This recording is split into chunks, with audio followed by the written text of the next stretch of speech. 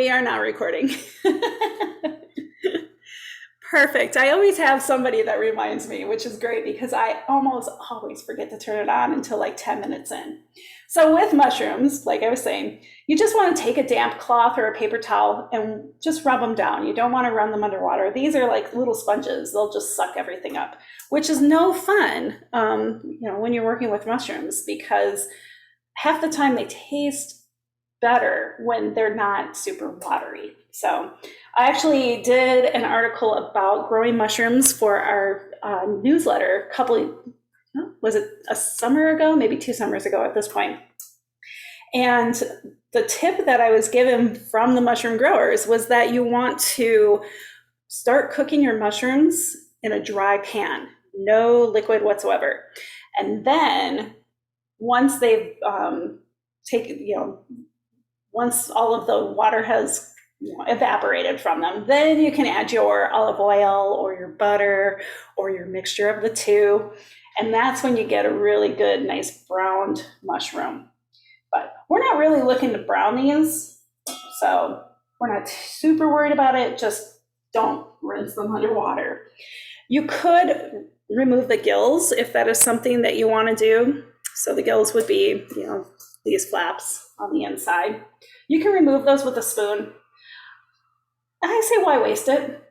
They don't taste bad. They taste just like everything else. So we've got our cleaned mushrooms, and I'm going to start making the liquid that goes on top of them. So we need 3 tablespoons of balsamic vinegar.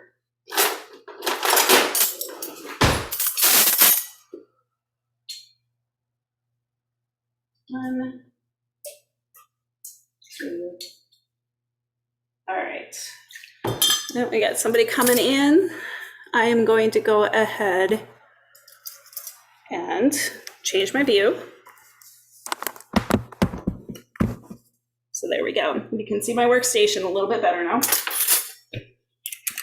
So I really do enjoy cooking. It's something that kind of grew on me as my kids started to get older. And like I said, I get bored pretty easily. So I love to try different recipes. So we've got some olive oil here. How much do we need? 2 tablespoons of olive oil.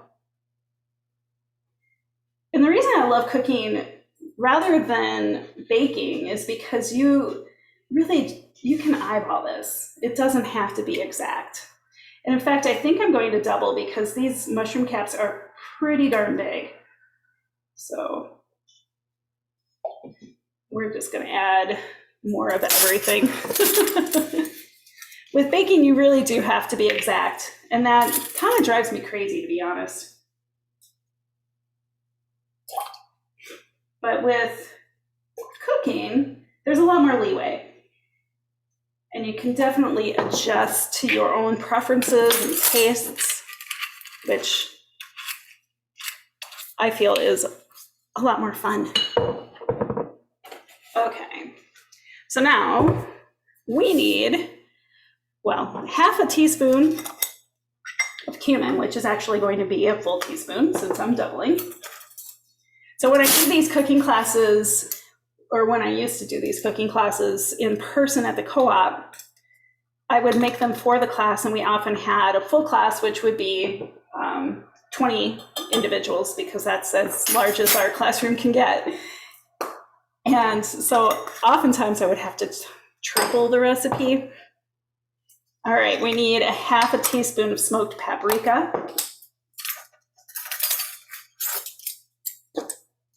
If you have regular paprika, that's fine. It just won't have that smokiness that obviously the smoked paprika has. Why did you break that? I didn't try. Okay. All right. Half a teaspoon, so a full teaspoon of black pepper. So like I said, I'm doing this at home. So I've got my younger child here. All right, and we need some garlic. We need garlic for a couple different recipes, so I am going to go ahead and mince quite a bit. These are the tiniest little cloves which is frustrating to me. But, you know, you just use a bunch of them, and it's fine. And if you have the jarred pre-minced garlic, feel free to use it. There's no shame in using prepared items. If it cuts back on your prep time, great. The only thing is that the jarred garlic will have some citric acid as a preservative. So it's not going to change the flavor, really, but it will, it might not be as sharp because, you know, it's in a jar. So what I'm doing is I'm taking the flat of my knife and I am crushing the garlic cloves to get the skins off because they can be kind of sticky. So let's see, this recipe calls for 3 cloves of garlic. And, you know, if you're like me, and I love garlic, I would probably do 6, just because. And remember, we are doubling, so we do need more than just 3. And then plus, the foil pack recipe calls for garlic also. So we're gonna need multiples.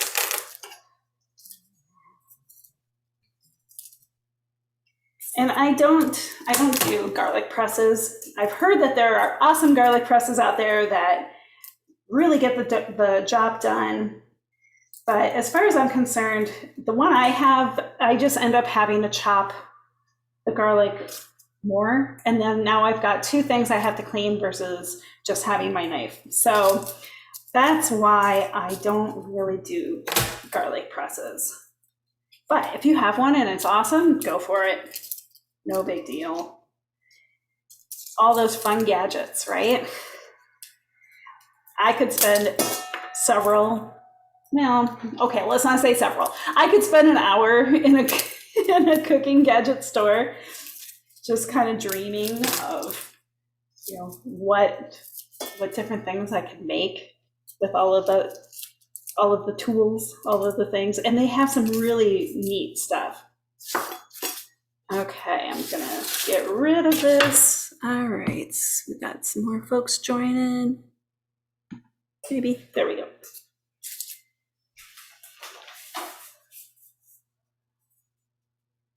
Ooh, sticky.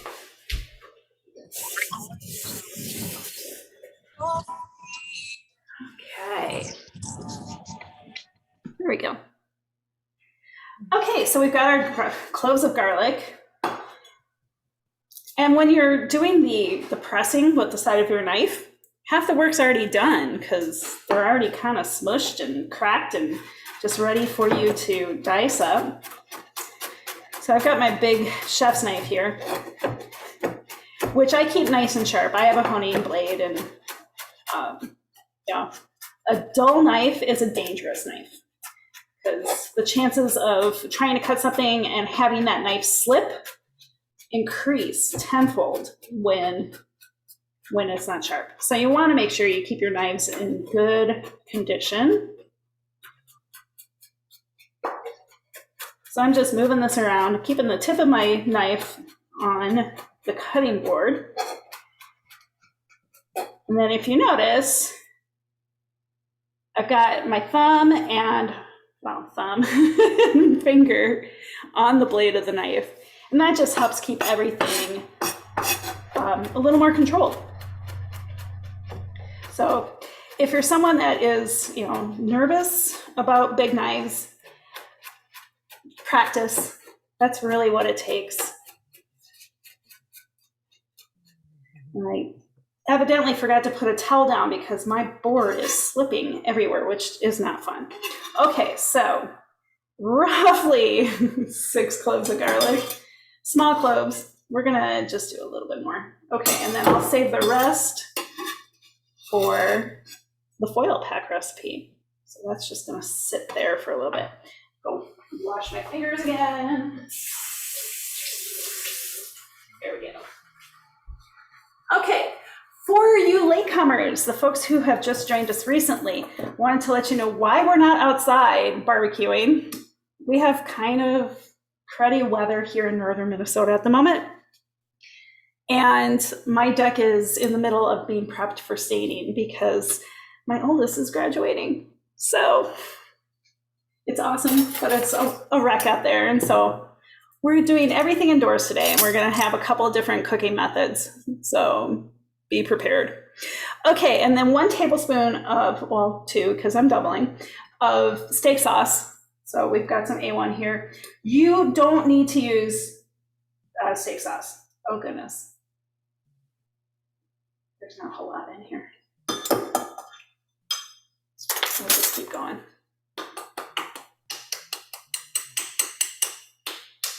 We like steak sauce. Well, at least half of us do. It's kind of funny. My husband likes Heinz 57, and my daughter and I prefer A1. Heinz 57 is just a little too ketchupy. Okay. There we go. Put that aside. So we're going to give this a little whisk. I've got a shallow cooking dish, basically a 9x13 pan.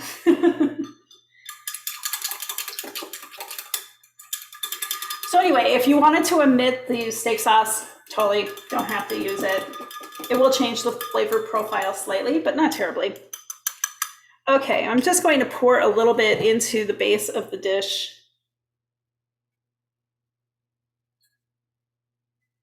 Gonna move it around a little bit. All right. These mushrooms are gigantic.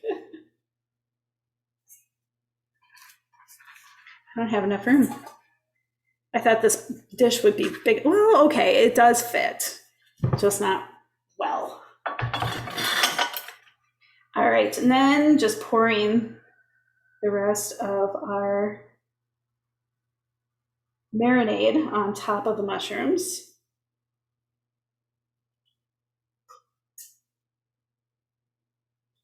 So we're gonna set these aside, let them just rest.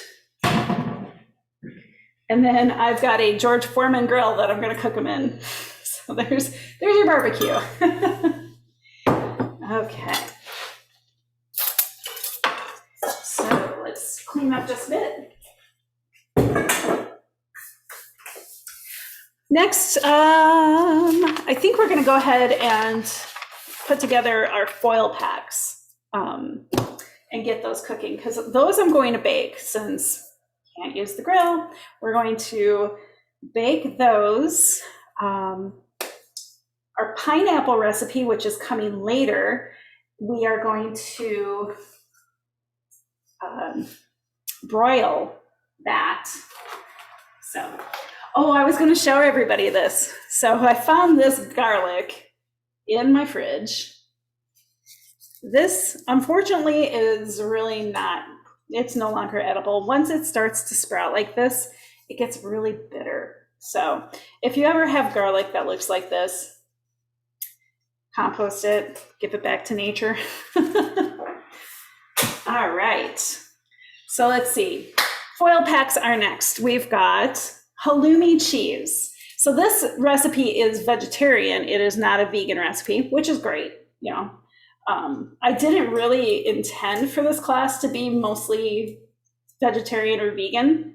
It's just kind of how it turned out, which is kind of odd, right? Because barbecue, you think hot dogs and burgers and brats and steak, but you know, it doesn't have to be that way. A lot of times those are pretty heavy. So I would prefer to do something a little bit differently. And wait a second, did I miss something? Oh, nope, doing good. Okay, so here's the halloumi.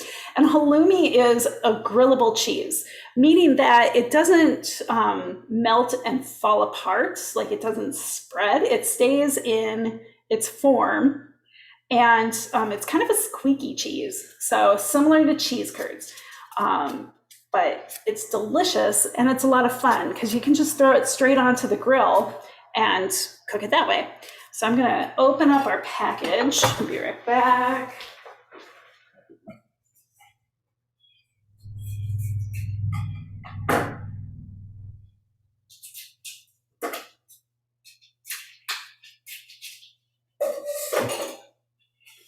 So if you've ever seen like a Justo cheese, so Justo, or is it Juusto? One or the other. Similar to halloumi, and that's a Greek cheese. So here is the halloumi. It's pretty salty. So we're going to cut this into chunks, about 1/2 inch.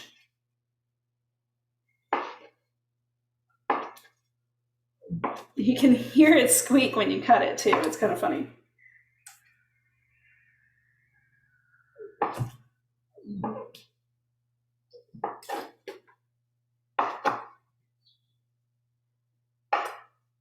So yeah, you can put this in a pan and just cook it that way.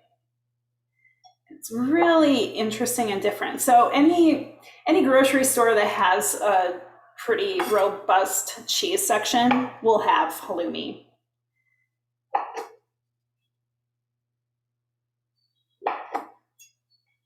And I do so love cheese. Okay, so we've got our halloumi ready to roll. We've got a couple more veggies. So now with the recipe as it was written, let me just make sure we got, here we go. Oh, yes, the recipes were sent out. The links would have been in the confirmation email that you received when you first signed up for the class. And then the remaining notifications, class is about to begin, class is in 2 days, those should have had the links on them as well. So go back, check them out. If you can't find them, I can go ahead and resend them. You would just need to email me. Please don't put it in the chat because I'm not going to be able to get it later.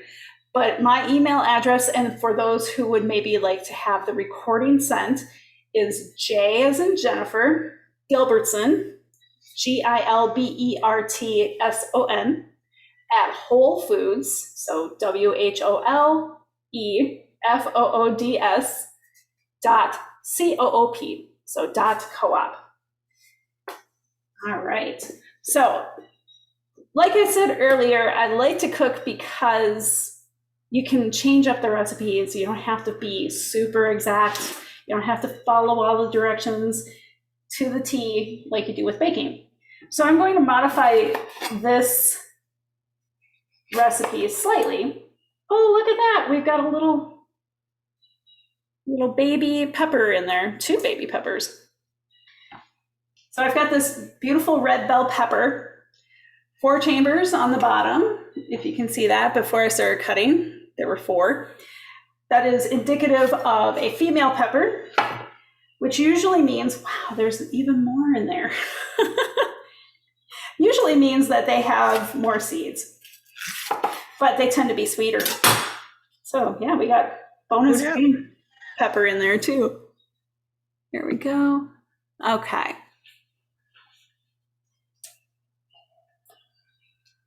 So we've got this red bell pepper, which I'm going to cut into approximately 1-inch size chunks. So I've cut down through the outside, leaving the seeds intact, just easy for cleanup. And then what you can do is you can cut down through the top portion. So you've got your stem portion, and you can just pop that out. Easy peasy. We could throw some of this baby green pepper in there. So with peppers, you always want to cut not through the skin side. You want to cut through the inside. Skin can be kind of tough. And again, if your knife is even the least bit dull, even sharp knives have trouble getting through pepper skin. So always turn it down.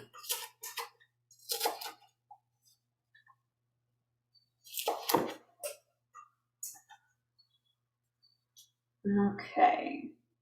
Well, this one's just not cooperating. You want to cut your veggies pretty close to size, like similar sizes. So about 1 inch for pretty much all the vegetables. So another couple of veggies. I'm omitting the potato. I don't really care for potato in my foil packs. It just kind of takes some time for it to cook, and then some of your other veggies might be overdone. So instead, I decided to go with asparagus and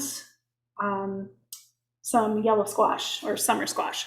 So we've got our zucchini and the yellow squash. That's all prepped and ready to go.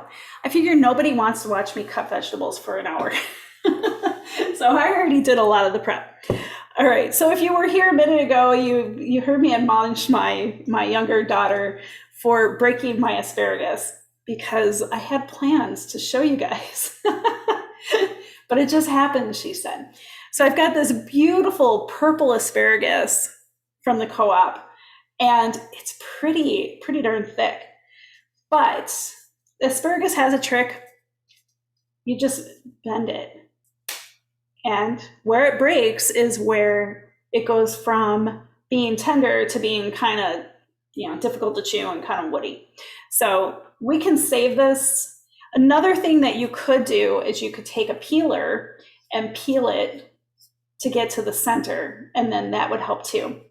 Fun fact, I read today, asparagus stems can grow up to 10 inches a day. So, wow. And these are beautiful.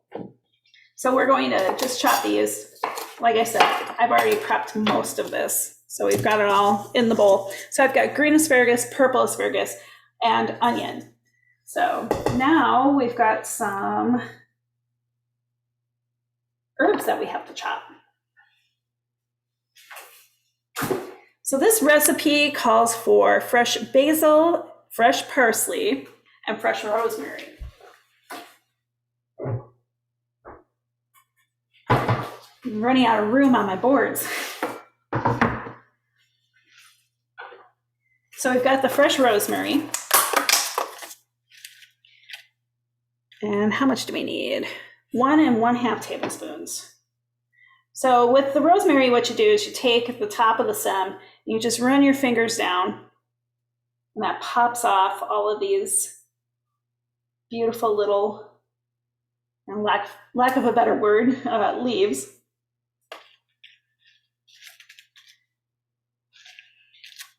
It smells so good. Dried rosemary tends to be kind of woody, so it's nice to use the fresh rosemary. But it has a very distinct pine smell to it.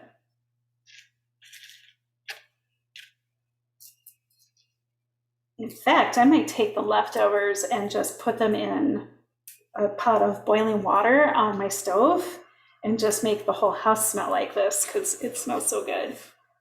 Okay, that's probably good enough. And we're just gonna run our knife through.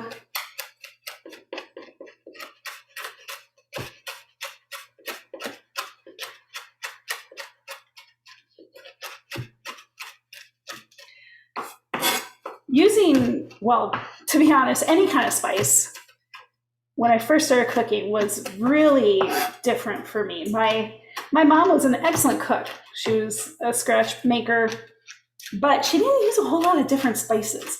And she definitely never used fresh. She almost always did the dried basil and dried oregano and things like that. So when I first started teaching myself how to do these kind of recipes and using different fresh herbs and things like that, it was a really eye-opening experience because there's just nothing like fresh herbs. There are certain recipes where, I prefer to use the dried stuff. If I'm making my spaghetti sauce, I don't really care for fresh basil in a spaghetti sauce. So I do prefer it that way. But, definitely if you're cooking, stir fry or Greek recipes or anything like that, using the fresh stuff is so much better. Okay, so we need basil for 2 different recipes. We need it for the foil packs and we also need it for the salad. So I'm going to probably make all of this basil. what I'm going to do, there's a fancy word for this, I am going to chiffonade the basil.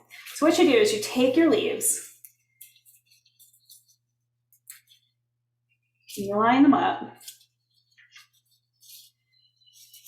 It's kind of fun. The tomato salad has tomatoes and basil all grown locally at Bay Produce. So very, very close to Duluth. It's over in Superior. And they do wonderful things over there.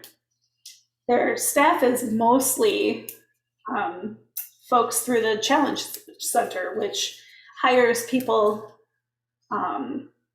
with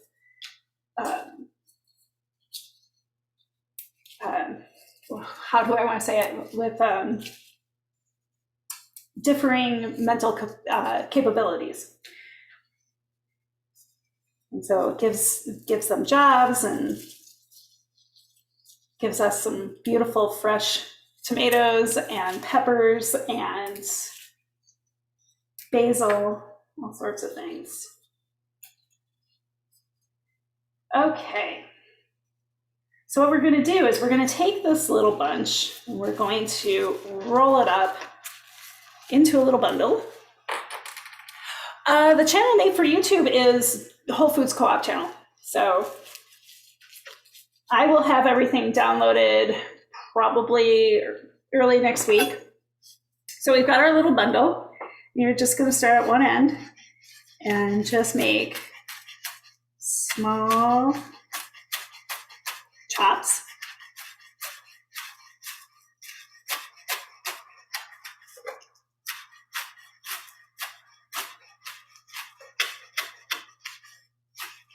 Knife got a little dull from the rosemary.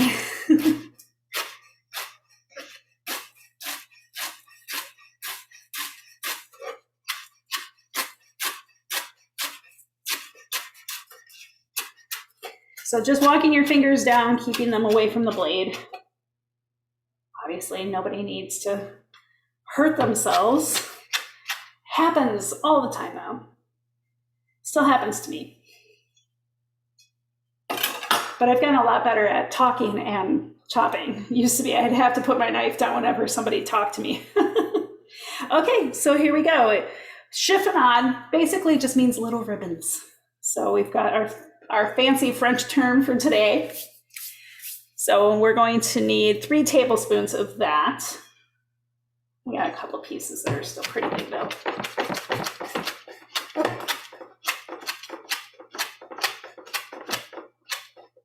As much as I try to be uniform, it doesn't always happen. Okay, we got someone joining. There we go. All right, and we also need some parsley. So I'm going to put this aside.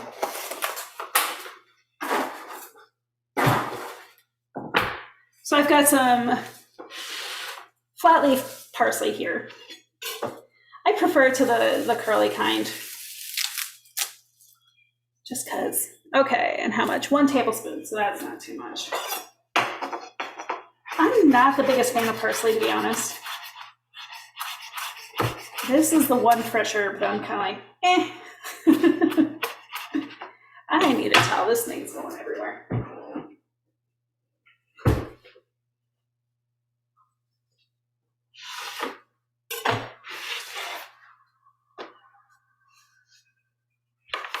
There we go. Now we have a little more stability.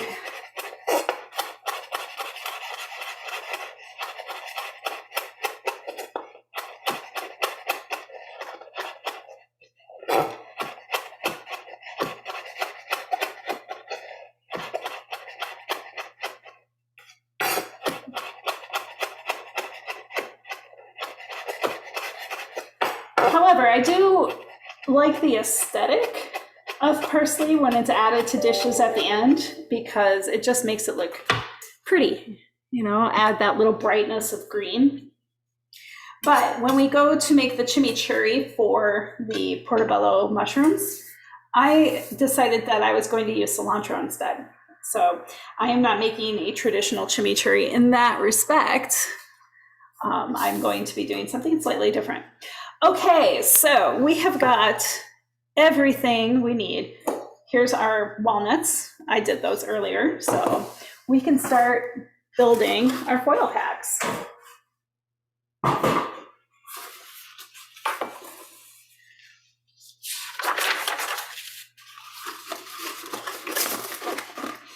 Oh, we gotta mix things together. I need a bigger bowl.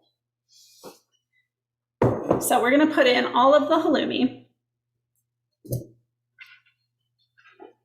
I probably won't use all of the veggies because there's quite a bit.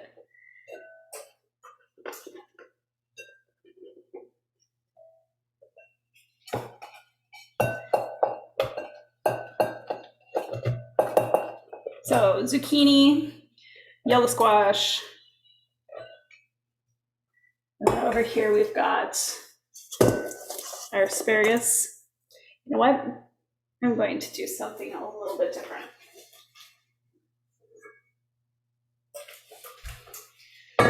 I'm gonna need this bowl.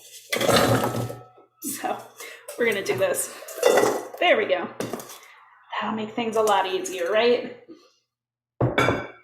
Okay, so we'll add our different asparagus. We will add some onion. Foil packs are great. I used to do one, well, I still do it, that contains ground beef, potatoes, because that one makes kind of sense. Green and red pepper. What else is in there? There's something else I'm forgetting.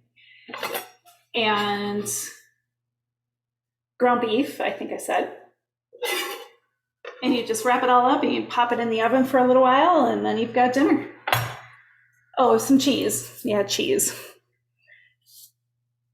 Okay, we need our garlic.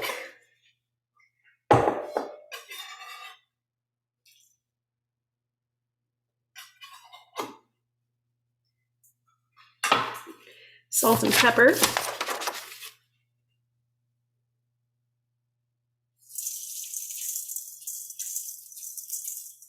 You want to be pretty careful with your salt, just because, like I said, the halloumi is already pretty salty cheese, so it doesn't need too much extra. Okay, half a cup of walnuts. We got everything over here. How much basil? 3 tablespoons. 1, 2, 3. There we go.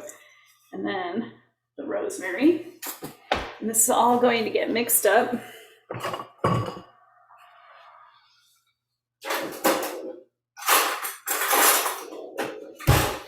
And then you just put them in your foil. So pretty slick. We got a couple of pieces of asparagus that are kind of giant. There we go. So like I said, you can definitely use your vegetable peeler and peel down your asparagus stem so that it's more tender and then you're not wasting it.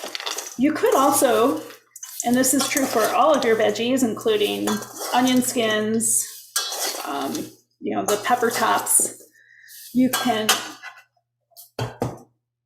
put those in a freezer bag and save them. And then when you have a large amount, you can make vegetable stock out of it. Okay, just making sure we have any questions. Nope, doing good. Okay. All right, so we've got some tinfoil.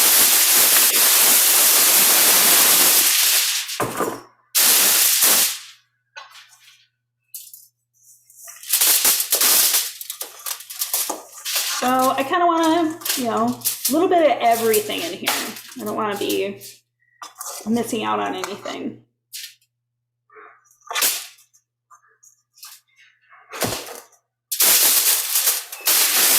So you're going to take your tin foil and pull it up on the other side and then fold it down. And then just roll out the ends. Super slick. All right, so one down, couple more to go. I probably should have had the tinfoil already prepped. That's kind of loud.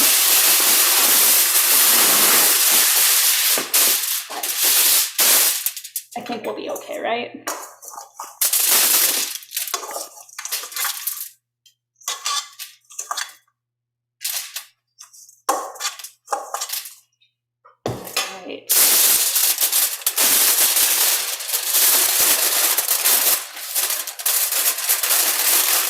Oh, you know what I forgot? Olive oil. Everything goes back in. See? I told you guys. This is why I do these for the first time in front of you, because it's really easy to make these little mistakes. It would have been fine to cook it without the olive oil, but definitely could use it. So I'm just going to drizzle some olive oil on there. Plus it will enhance the flavors, you know? Give it another stir. Now I've got 2 foils ready to go, which is awesome. There.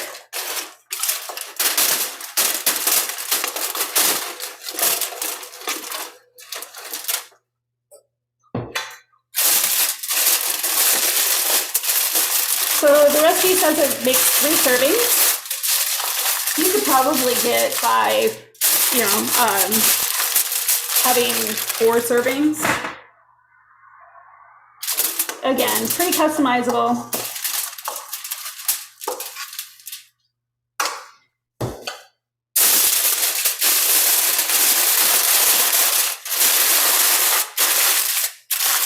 So at least that was a mistake that was easy to come back from, right? Hopefully that was the only mistake. You never know. All right, I'm gonna do 2 more. And get 1 more here.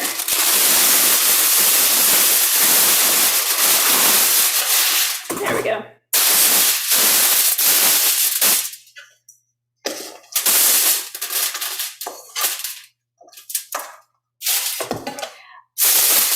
And I just love all of the different colors in here. When I saw the purple asparagus at the co-op, I was so excited.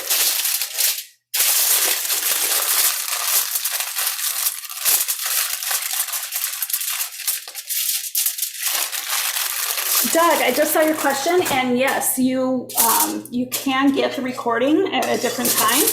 You would just need to email me, and I would prefer you not put it in a chat because I'm not going to be able to get it. So it's just J Gilbertson. So J as in Jennifer, Gilbertson, GILBERTSON at wholefoods.coop.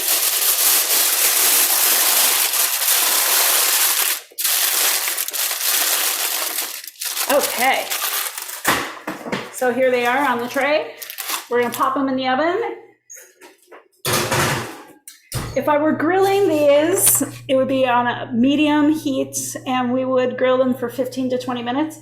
Pretty much the same thing here. They're going to stick in the oven for about that time, and by the time it's done, it should be ready to go. All right, so we're going to move on.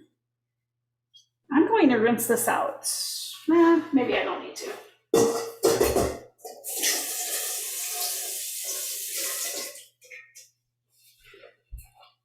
So I'm all about conserving how many bowls and utensils I use during a class. Less to clean up later, right? Okay, switching gears, we're going to move to the best summer cherry tomato salad. I love fresh tomatoes. You know, sometimes they can be difficult to find, but when they're good, they're awesome. So heirlooms are great. The Bay Produce tomatoes are nice and sweet. I've got the yellow ones here and red. Red tends to have a little more of an acidic taste to me. The yellows are definitely sweet. So I have a mix of both. If you just have red, use red. It's fine. If you have orange, great, use orange. But I thought, you know, let's make it pretty. So we have 2 pints of halved cherry tomatoes. And we have 1 red onion, which I have sliced really thin. So that's all together. And then we need our basil. So 2 tablespoons of chopped basil. So 1, 2-ish. A tablespoon of red wine vinegar.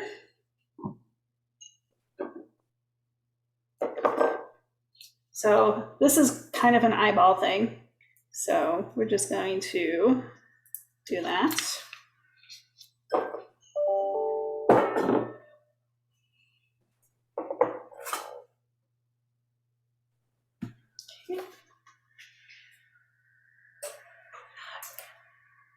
Okay, gotcha, Doug. It's wholefoods.coop because we are Whole Foods Co-op in Duluth, Minnesota.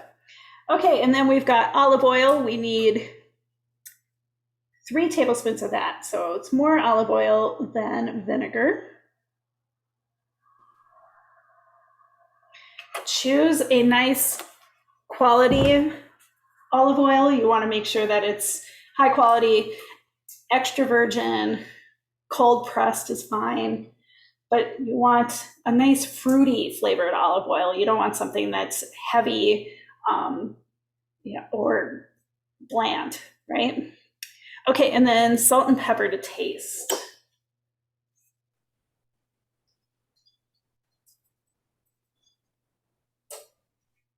And that's just going to make the flavors pop with that salt and pepper. Growing up, my parents had a garden, and whenever we had a surplus of tomatoes or cucumbers or both, my mom would always make just the most basic salad. So just cucumbers with some vinegar and oil and salt and pepper. And it was always so delicious and nice and fresh. And she'd do the same thing with tomatoes, just vinegar, salt and pepper, and some olive oil. So this we're going to put in the fridge and let chill, but that's it, right? How easy. And it's going to taste nice and fresh.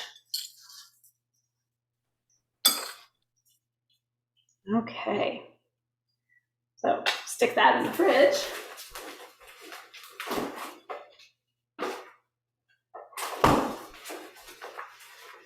Alrighty. Now we got one more thing we have to make, really. And that is the avocado chimichurri. So with these portobello steaks, or portobello mushroom burgers, whatever you want to call them, I will usually serve this with, like on a brioche roll, and then have tomatoes with it too. There we go. Thank you, Karen. Appreciate the help. Okay, so the chimichurri, we need some cilantro, which we've got here, nice fresh cilantro. I am one of the lucky people who do not believe that it tastes like soap, but I can see where you would feel that way. It does kind of have a saponin factor to it, but I'm not put off by it. I think it adds a nice brightness to any meal that it's on or in. Okay, so we need 1.5 cups. So that's going to be pretty much all of this top. You can use the stems. There's nothing wrong with that. Adds a little crunch. It's really good with salads. So similar to the basil, we're just going to try to hold our bundle together as much as we can and run the knife through it.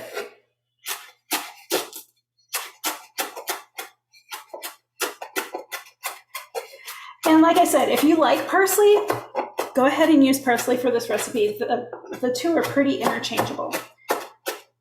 But I like the brightness that the cilantro gives to this sauce.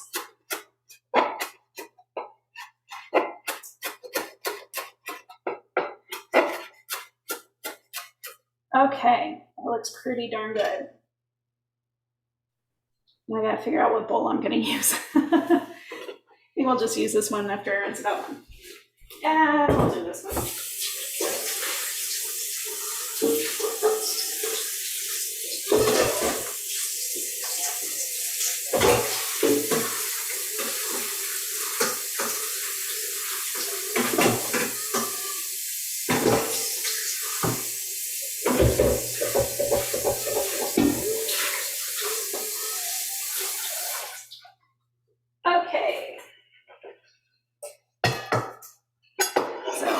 To add our cilantro into the bowl.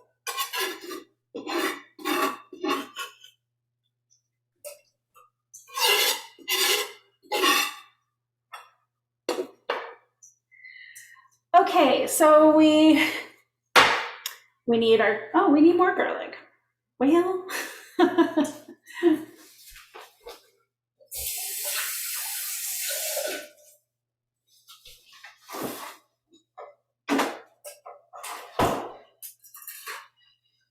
you guys already saw that I can chop garlic, so you don't need to worry about it. I've got the jarred stuff, so it'll be fine either way. So you need 2 to 3 cloves.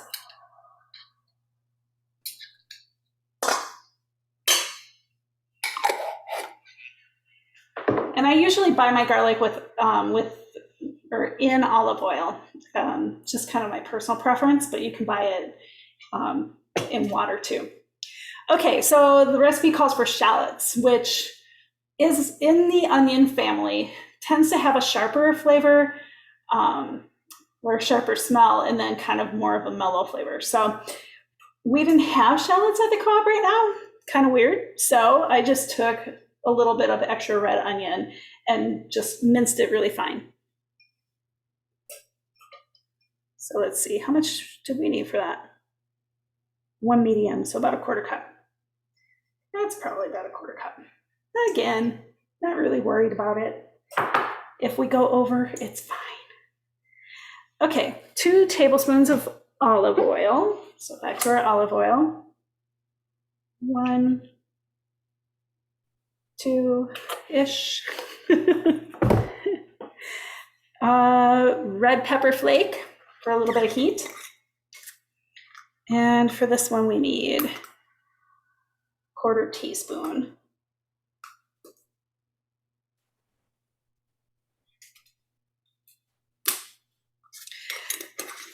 And we need some lemon juice.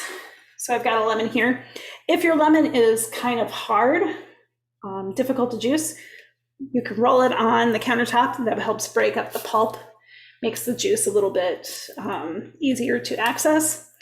If it's really hard, pop it in the microwave for like 20 seconds. That'll help too.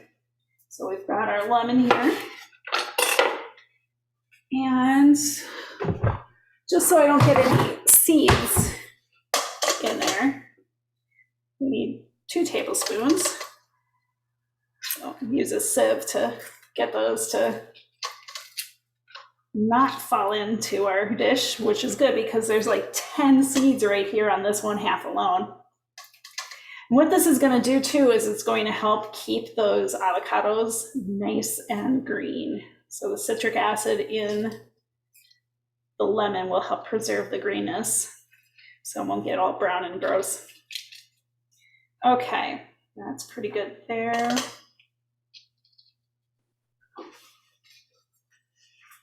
Big rinse.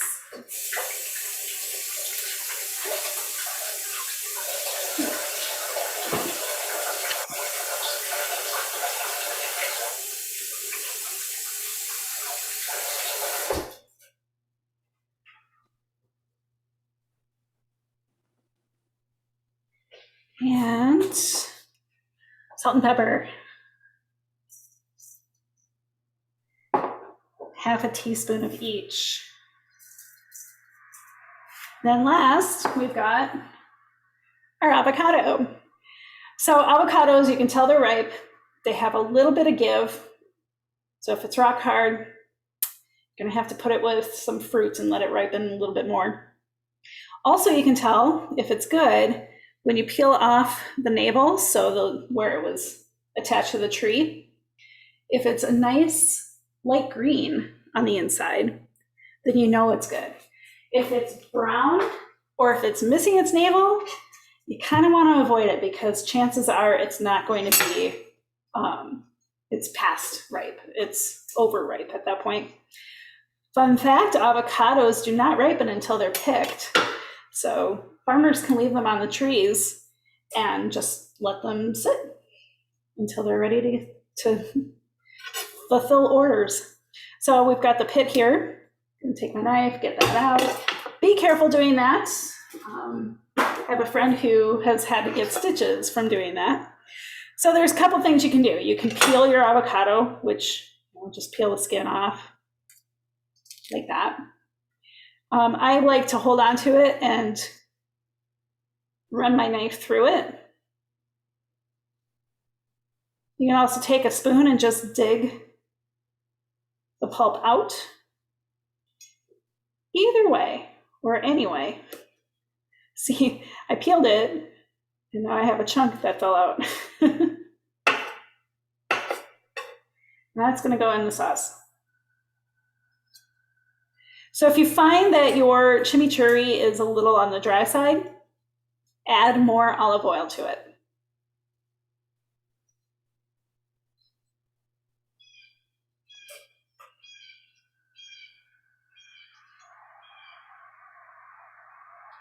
All right.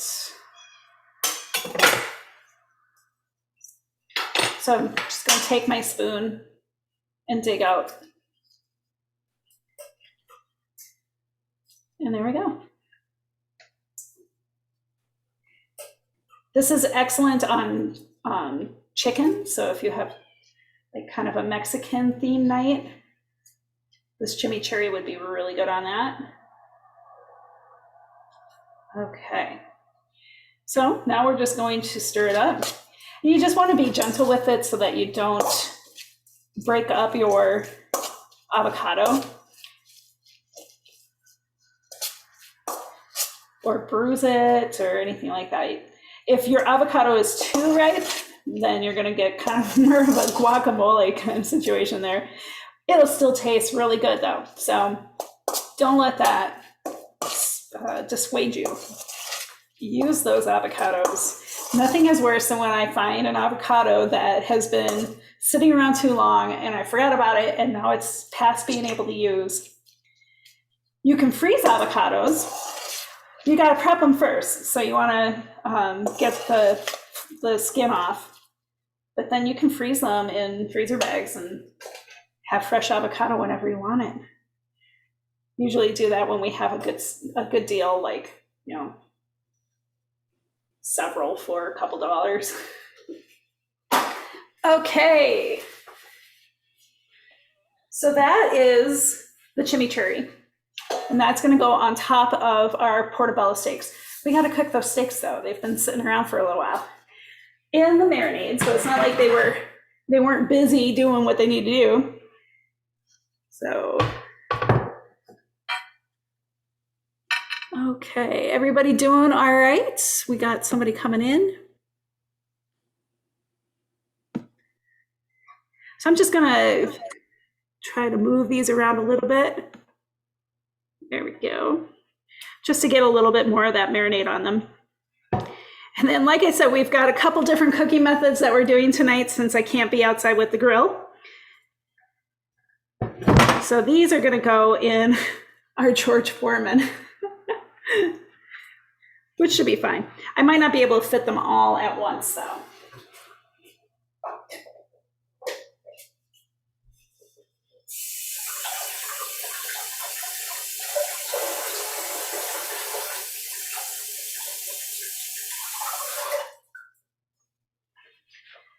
Okay, we're gonna let that Foreman heat up. It doesn't take long at all. And then we're gonna put them on there. The marinade smells really good. A lot of different flavors going on here. And then the next recipe that we have is our pineapple. We got another sad story with the pineapple, which I will get to shortly. Okay. I'm just going to clean up my space for a second while we wait for that to heat up.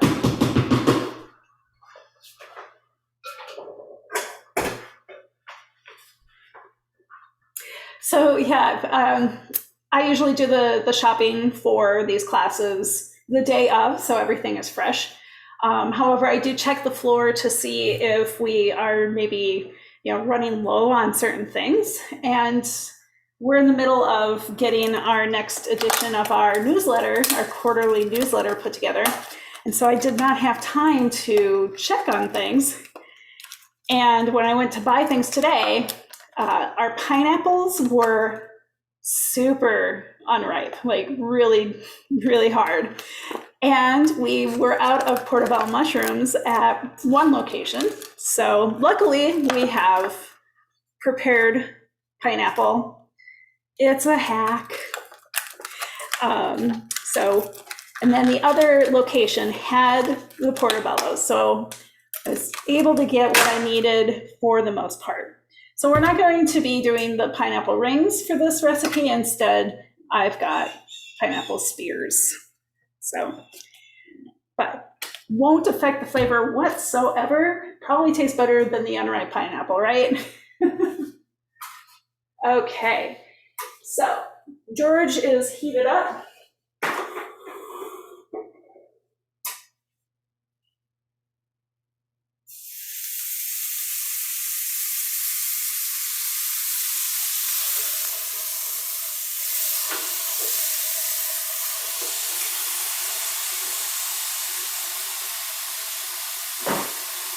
All right, so they're in there sizzling away. I was able to fit 3, so I'll have to put in the other one after. Okay, so we've got our pineapple. We need some cinnamon. And we need brown sugar.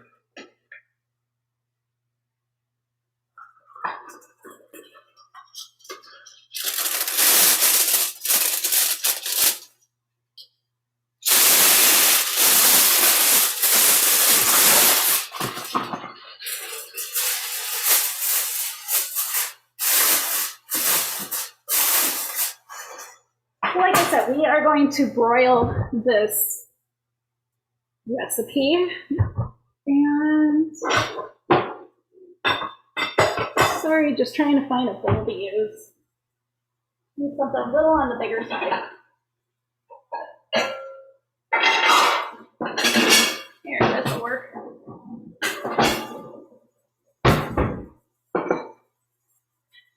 Okay. In fact, I'm going to cut some of these because they're pretty big. And some are tiny, so.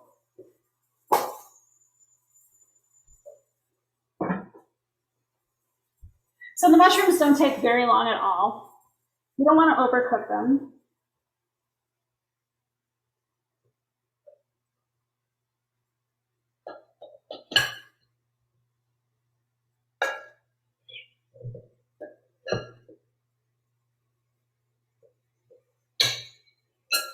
Okay, and this is where we get messy, so remove the jewelry.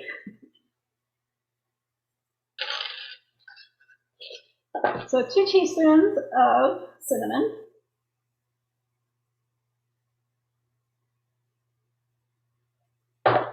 Three-quarter cup of brown sugar. That's probably about a cup, so let's see, there we go.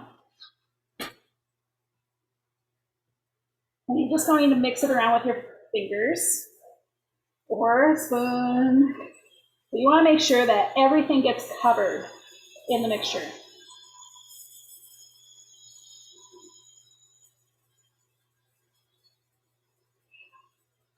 I don't know if where you live they have those Brazilian steakhouses like Fogo de Chao or what's the one in Maple Grove? I can't remember.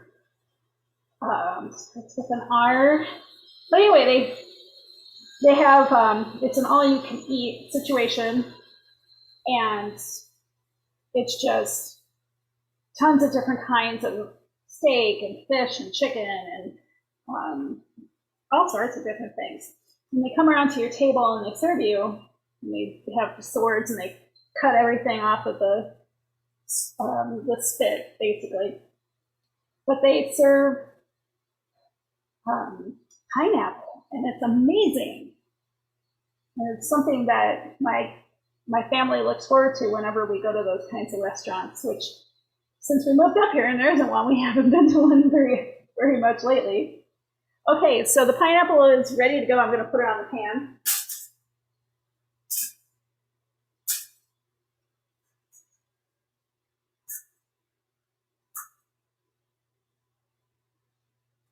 I can smell the mushrooms. They smell really good.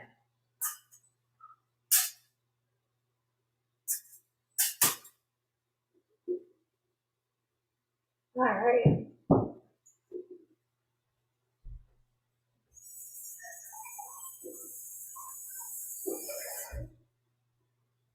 So the foil packs are probably pretty close to being done. I'm just going to turn on my broiler. And these will take little time. Like it's not going to take very much time at all. I'm going to check those mushrooms.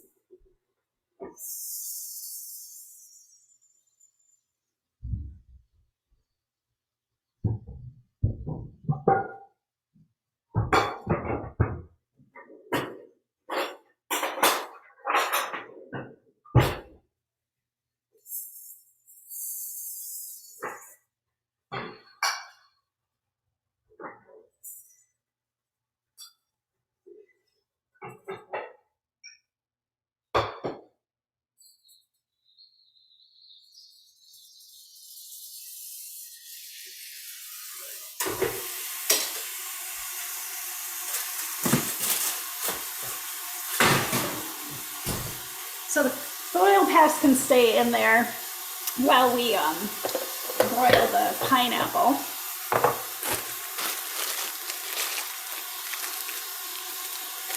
All right. Rocking and rolling. Everything looks good. Smells amazing in here.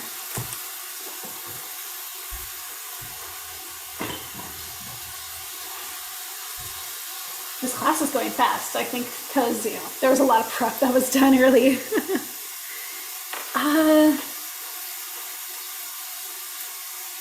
Does that restaurant have different flavor profiles to the pineapple, or same?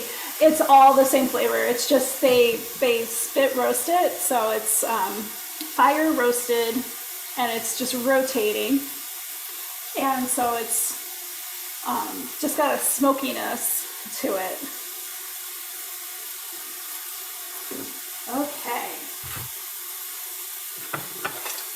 Well, aside from putting everything together, we're done making things.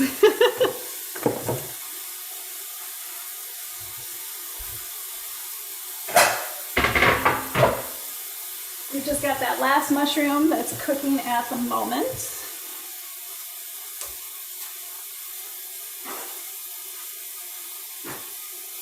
And I'm not kidding. I'm definitely going to do the rosemary idea and just have a pot of hot water on the stove and cook the rosemary. I think it's going to smell amazing.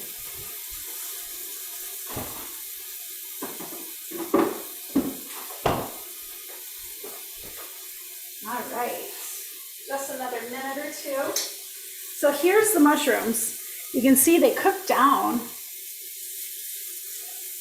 Just flip them over and see what it looks like.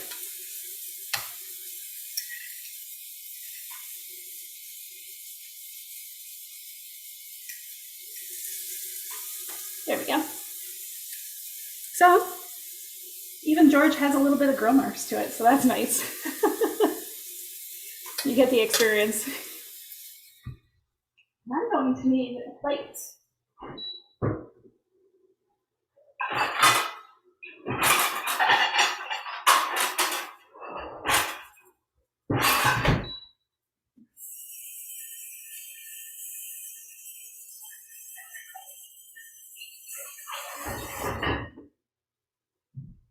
Oh, I'm starting to smell the pineapple.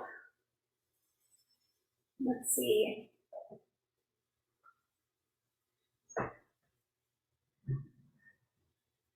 Yes. We're going to take these out.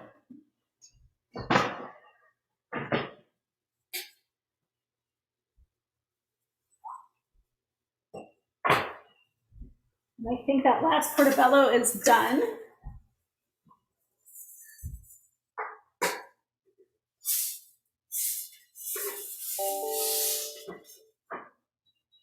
It is. It looks great. Okay. Here we go. So when you open your foil packs, you want to be really careful because they're going to be chock full of steam. So definitely watch for that.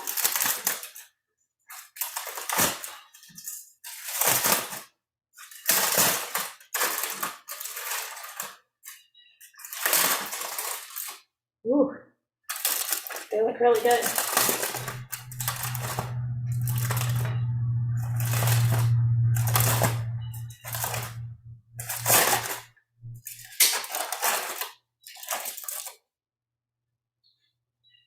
Okay. So we've got our portobello mushroom. And top that with some of the chimichurri.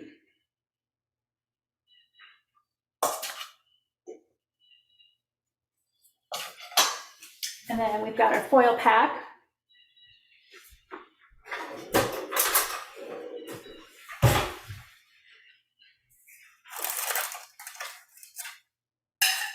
Oops.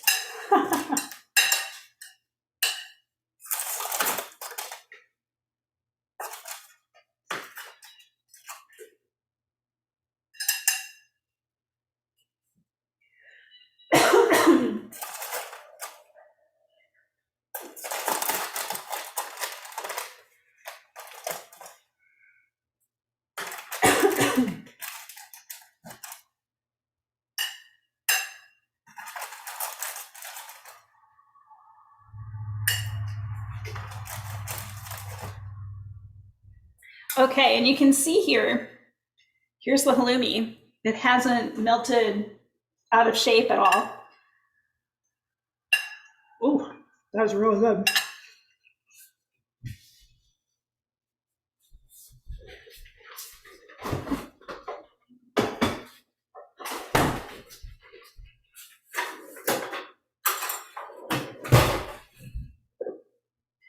Okay, and then we've got our tomato salad.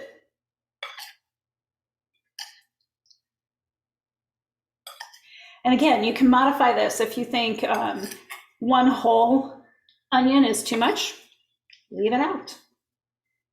It will mellow too. This will be really awesome tomorrow. And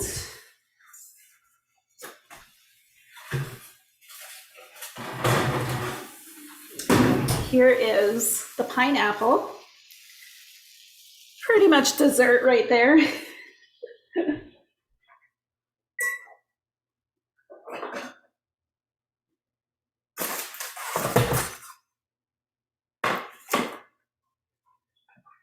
Alrighty.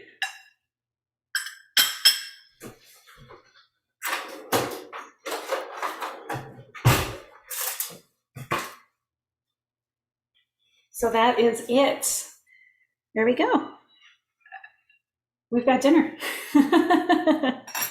All right, so I'm gonna pull this up. Oh, you all are so welcome. I hope you tried these recipes. They're, again, super easy. Really, the thing that took the most time was just prepping the vegetables. So not a difficult task at all. And I wanted to say thank you so much for taking time to join us. This is my last cooking class with the co-op. I'm going to be moving to the cities this summer, and we'll no longer be doing cooking classes for the co-op. As far as I know, who knows, maybe they'll invite me for some one-offs, some virtual ones, something like that. We're not leaving the area for good. Our oldest is staying here, and we're going to keep our home up here. So we'll have plenty of reasons to return. But it's been my pleasure and an honor to teach these classes and be a part of your world and have you in my world. So thank you so much for being here and for putting up with me. So, everyone, I want you to have a wonderful night and take care. And, if you see me around town, say hi. Thank you so much. Happy to give some good information. Wonder if there's any questions. Nice. You guys are welcome. Come over. I obviously have way too much food at the moment.